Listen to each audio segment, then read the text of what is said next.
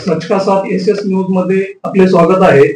Sir, आज उदगीर मध्ये एक गोवंश हत्याची घटना घडली आहे. त्याबाबत आपली सविस्तर अशी माहिती द्या.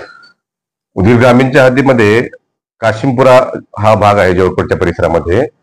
त्याच्यामध्ये नौमय मिर्झा बेग याच्या घरामध्ये कत्तलीसाठी गोवंश आणलेले आहेत आणि कत्तल केली जात अशी गुप्त माहिती आम्हाला मिळाली होती.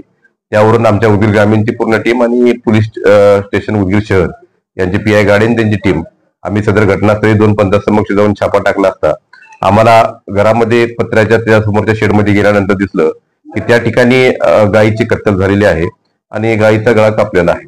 त्यानुसार आम्ही लगेच वैद्यकीय अधिकारी श्री चव्हाण यांना फोनद्वारे कळवून त्या ठिकाणी त्यांची टीम बोलवून घेतली. जागेवरच आम्ही PM आणि त्यांचा संपर्क पूर्ण केला आणि इतर जे जनावर त्यांच्या परिसरामध्ये बांधलेले होते ते 3 गोवंश जाती जनावरे त्याची सुटका करून आम्ही गोशाळेमध्ये जमा केले. याच्यामध्ये उदगीर ग्रामीण पोलीस स्टेशनला प्राण्यांना निर्दयतेने वागणे आणि प्राणी संरक्षण कायदा यांच्या अंतर्गत गुन्हा दाखल होत आहे. तर पुढील तपास हा API गायकवाड साहेब हे करीत आहेत.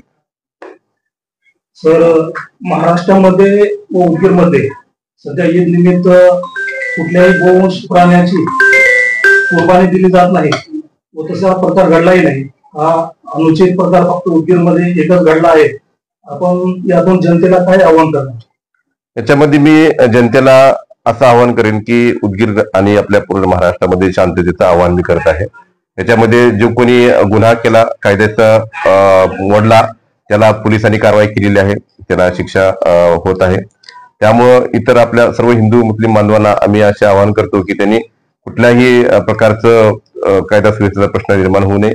अतिशय शांततेमध्ये सर्वांनी आपापला सण साजरा करावा आणि कायदा जो मोडेल त्याची केली जाणार नाही याची सर्व नागरिकांनीही दक्षता घ्यावी. सच का साथ SS न्यूज को लाइक कीजिए, शेयर और फॉलो करें.